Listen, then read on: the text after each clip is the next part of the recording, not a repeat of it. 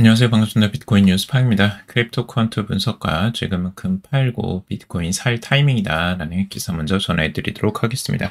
도움이 되신다면 좋아요, 구독, 댓글, 알림 설정하셔서 최대한 빠르게 정보 받아보시길 바라겠습니다. 자, 비트코인과 금의 힘의 균형이 흔들리고 있다라고 하는데요.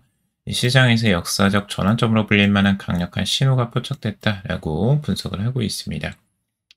지금 기관 투자자들이 금에서 이제 비트코인으로 자산을 이동할 가능성을 부각하고 있는데, 암호화폐 분석가 이 주앙 웨디스는 이 비트코인과 금의 비율에서 저점 신호가 강하게 점등됐다라고 이야기를 하고 있습니다. 이런 신호는 매우 드물게 나타나며 대개 극심한 변동성과 급락 국면에서 등장한다라고 강조를 하고 있는데, 과거에도 이러한 신호가 나왔는데 이때 이제 비트코인의 가격의 강력한 상승 국면을 예고해 왔다라고 하고 있습니다. 자, 파란색 신호와 이제 초록색 신호가 함께 나타났다라고 하는데, 파란색 신호는 이 비트코인과 금 비율의 현재 저점을 의미하고, 이 정교화된 오실레이터 지표를 통해서 이제 확인이 됐다라고 하고 있어요. 그래서 둘 다 이제 지표 면에서 이 저점을 형성하는 부분들을 이야기하고 있고요. 지금은 그래서 금을 팔고 비트코인을 살 때다라고 이야기를 하고 있습니다. 자, 이 분석가의 분석을 조금 더 이제 구체적으로 보면, 이 저점에 이제 나와 있다라는 내용이에요. 과거에도 이런 저점을 찍었을 때 그 강한 반등이 이제 나와줬다라는 거고, 지금 이제 이 비율을 조금 같이 살펴보면 재미난 게, 과거에도 저점을 찍었던 구간이 있어요. 이때 4월쯤이었죠. 4월쯤에 저점을 찍다가 갑자기 4월 말쯤에 반등을 하기 시작하죠. 이때부터 이제 지표가 완전히 달라지는데, 이때가 이제 저점이었어요. 그리고 예전에 저점이었을 때도 지금 이 구간 2024년 8월, 9월 정도에 저점을 찍고 급반등을 하죠. 이제 금과의 비교했을 때 이런 차트들이 나오는 건데, 과거의 저점 부근에 이미 도달을 했다라는 거죠. 그리고 지금 RSI를 보더라도 이 저점과 유사하거나 오히려 더 하락한 모습을 보여주고 있어요. 오히려 이 저점 때보다 RSI가 더 하락을 해서 지금 34.68까지 내려온 상태죠. 자, 이렇게 됐다라는 거는 지금 이제 과매도 됐다라는 걸 지금 보여주고 있는 거예요. 비트코인이 금에 비해서. 금은 상대적으로 상승을 했지만 비트코인은 오히려 하락하면서 과매도된 상태고, 이 상태는 과거의 저점을 찍었을 때와 유사한 상태다. 결국에는 이 저점을 찍고 비트코인은 반등을 다시 시작할 가능성이 높다라고 보고 있고요. 금은 지금 이제 단기적으로 살짝 내려오긴 했지만 아직까지 이제 추세가 꺾이지는 않았어요. 그래서 추세 꺾이는 시점을 조금 더 지켜봐야 될 것 같습니다. 만약에 이제 금이 하락을 하고 이제 비트코인이 반등을 한다면 이 지표는 완전히 이제 바뀌겠죠. 그래서 이때부터 이렇게 상승을 했던 것처럼 그런 상승이 나올 가능성들을 염두에 두고 보고 있는 겁니다. 그래서 굉장히 드물게 이제 바닥 시그널이 이제 동시에 발생했다라고 여기서는 이야기를 하고 있고요. 그래서 이 아서헤이즈도 최근 몇 년 중 가장 매력적인 매수 구간이다라고도 오히려 이야기를 하고 있습니다. 트레이더 렉트 캐피탈 같은 경우는 2022년에서 2023년 약 15,000달러 저점에서 시작된 상승 흐름이 현재까지 약 705%의 누적 수익률을 기록했다라고 분석을 하고 있어요. 그는 비트코인이 장기 지지선을 견고하게 지키고 있고, 해당 구간이 유지된다면 12만 달러 이상으로의 상승도 가능하다라고 덧붙이고 있습니다.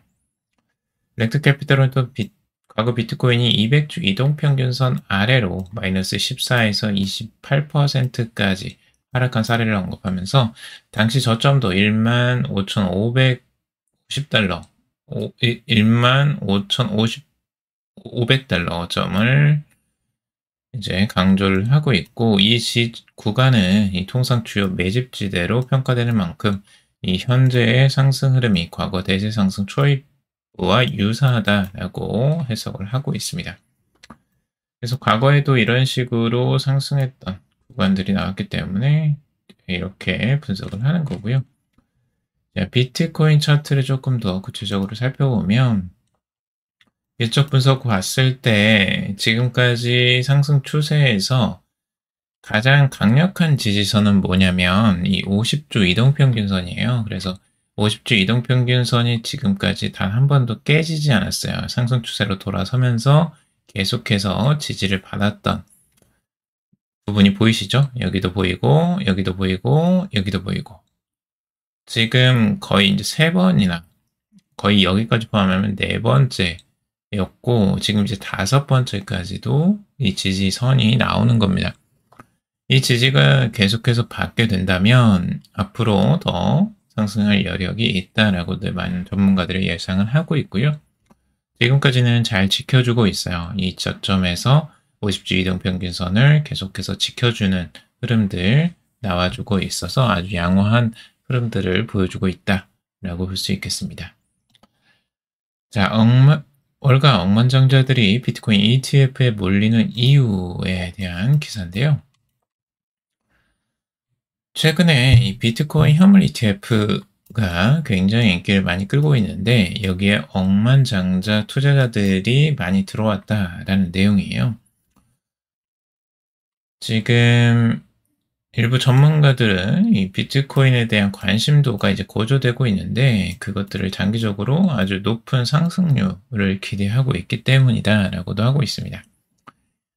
자, 여러 헤지펀드 억만장자들이 2분기 동안 블랙록의 아이쇼즈 비트코인 트러스트 지분을 매수를 했다라는 건데요. 이 밀레니엄 매니지먼트의 이스라엘 잉글랜더는 이 380만 주나 매수를 했고요. 필리프 라퐁은 이 56,500주, 그리고 스티븐 숀펠드는 24만 7,500주, 그리고 톰 스테이어는 120만 주를 사들였다라는 겁니다. 이 중 일부는 포트폴리오 내 상위 15에서 20위권에 포함될 정도로 상당히 많은 양을 사들였다라는 내용이에요. 이 억만장자 헤지펀드들이 적극적으로 지금 비트코인을 매집하고 있는 것으로 볼 수가 있는 거고요. 결국 비트코인 ETF를 산다는 건 비트코인에 아주 긍정적이다라고 보는 거고, 이런 이제 기관 투자자들 같은 경우는 비트코인에 직접 투자하는 이 회계 절차나 이런 것들이 복잡하거든요, 조금.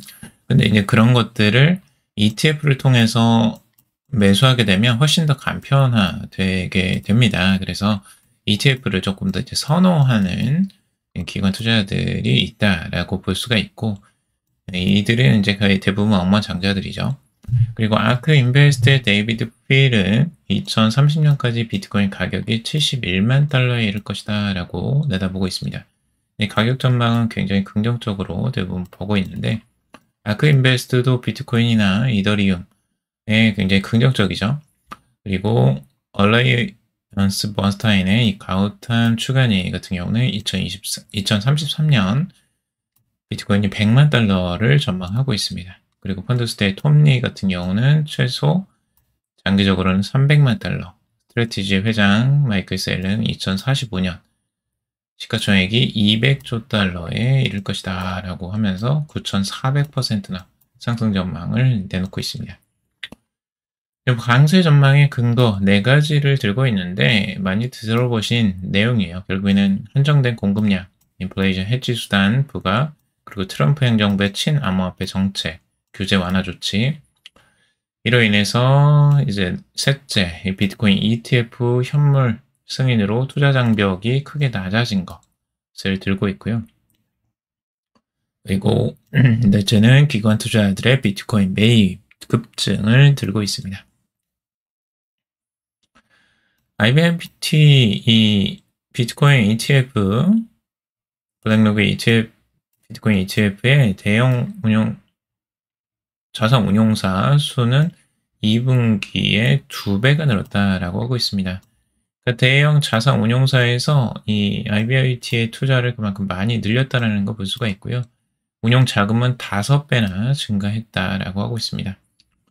전 세계의 운용 자산은 약 130조 달러에 이를 만큼 극히 일부만 비트코인에 유입돼도 가격 상승 여력이 상당하다라고 평가를 하고 있습니다.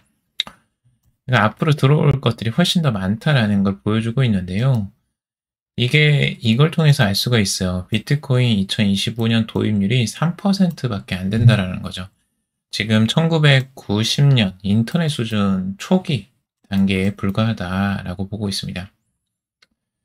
예전에 인터넷이 이제 채택될 때의 그 수준과 지금 비트코인의 채택률을 이제 비교를 한 건데요. 도입하는 부분 속도나 이런 것들은 비트코인이 굉장히 빨라요. 생각보다. 지금 우리가 보기에는 되게 느린 것처럼 보이지만 인터넷을 들어왔을 때보다는 훨씬 더 빠른 속도로 지금 확장이 되고 있습니다. 자, 1990년 인터넷과 그리고 1999년 온라인 뱅킹이라는 것들을 했었고, 온라인 뱅킹은 96년도에 나와서도 실제적으로 사용한 건 2000년도가 넘어서 본격적으로 사용을 했었죠. 그리고 2025년 소셜미디어의 채택률과 일치하는 시점이라고 하고 있죠. 소셜미디어도 2025년부터 이제 활성화가 됐다라는 거 이야기를 하는 거고요. 본격적인 급성장 국면에 진입하기 직전이다라고 해석을 하고 있습니다. 여러분들이 생각하기에도 지금 비트코인이 완전 본격적인 완전 성장세를 이루었다기보다는 지금 이제 도입 초기에 들어와 있다라고 보고 있는 거예요.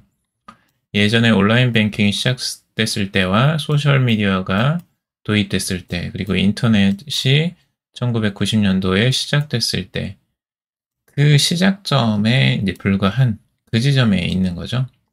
그래서 본격적으로 도입을 되려면 아직 한참 남았다.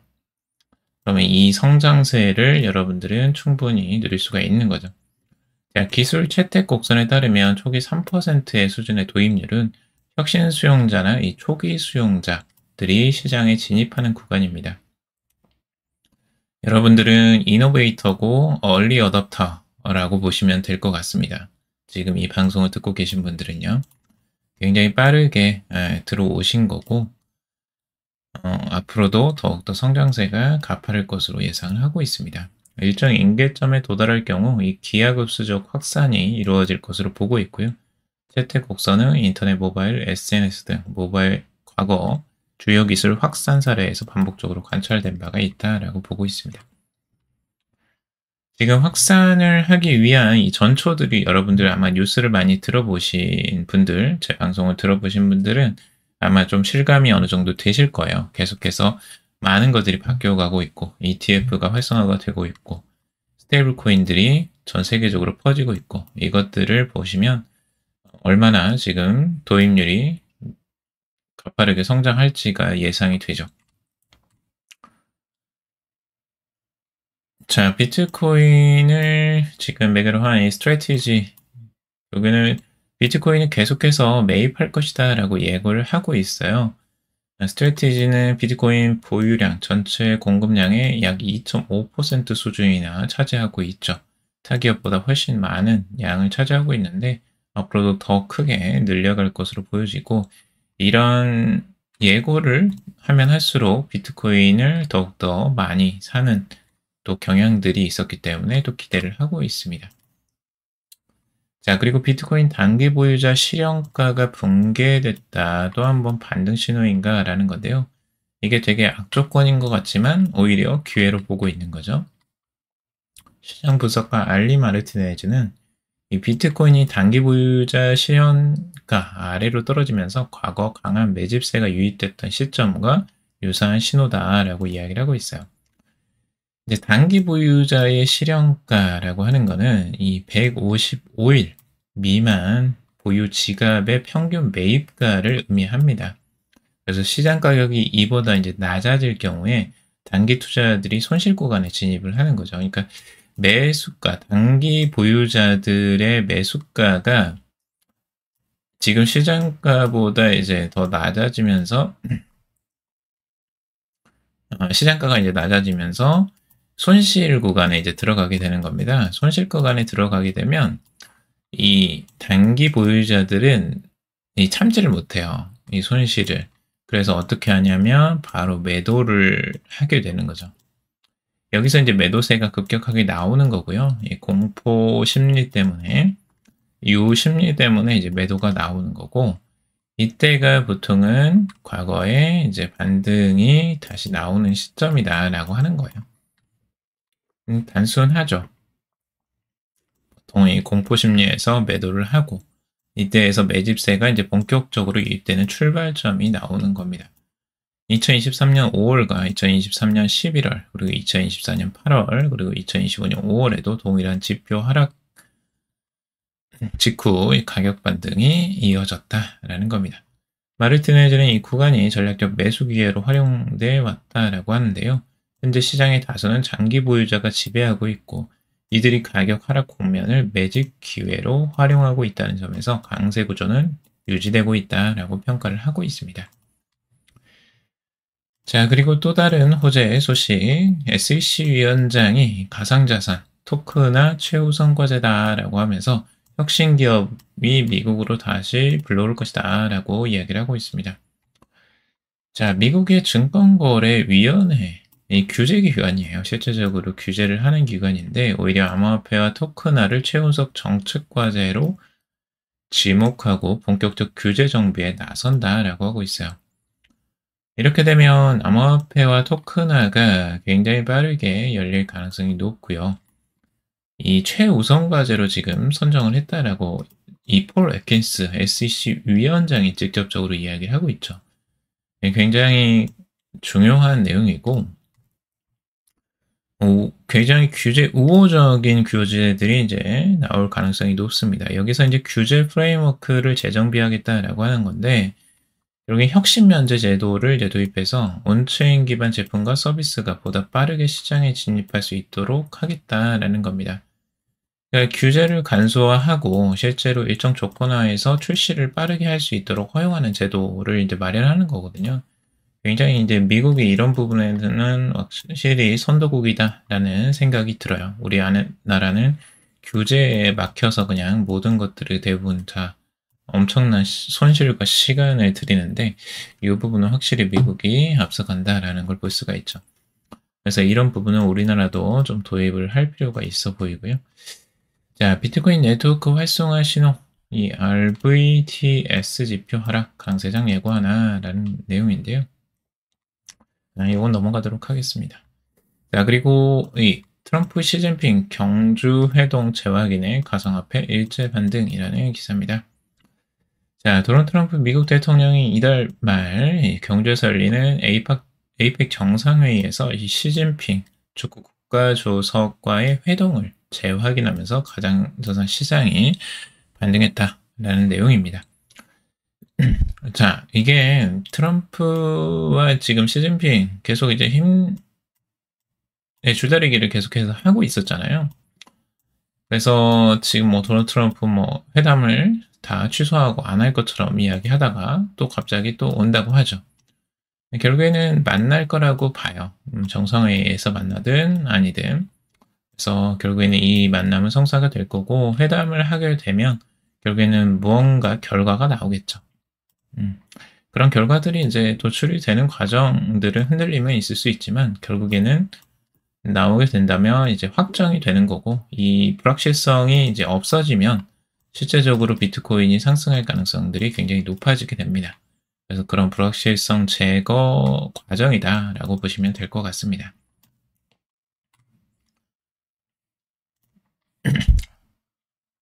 자, 그리고 비트코인, 이더리움, 솔라나 대폭등 조짐, 존 볼린저 시장 주목하라라는 기사입니다. 자, 암호화폐 시장이 또 한 번 거대한 변동성을 얘기하고 있다라고 하는데 이 크립토 분석가 존 볼린저는 이 이더리움과 이 솔라나 차트에서 강력한 상승 신호로 알려진 W 패턴이 나타났다라고 이야기를 하고 있습니다. 그래서 이더리움과 솔라나가 더블 바닥을 형성하는 반면 비트코인은 아직 그 단계에 이르지 않았다라고 하는데요. 과거에도 이런 이야기들을 이제 분석을 해서 좀 성공적으로 상승했던 흐름들이 나왔다라고 하고 있어요. 이 사토시 플리퍼라는 사람은 볼린저가 마지막으로 주목하라라고 경고했던 2024년 7월 이후에 비트코인은 55,000달러에서 10만 달러 이상으로 급등을 했던 때가 있었기 때문에 이 존 볼린저의 이런 전망들을 무시할 수 없다라고 이야기를 하는 거고요. 결국에는 이더리움과 이제 솔라나들을 조금 더 이제 주목을 해 볼 필요가 있다라고 이야기를 하고 있습니다.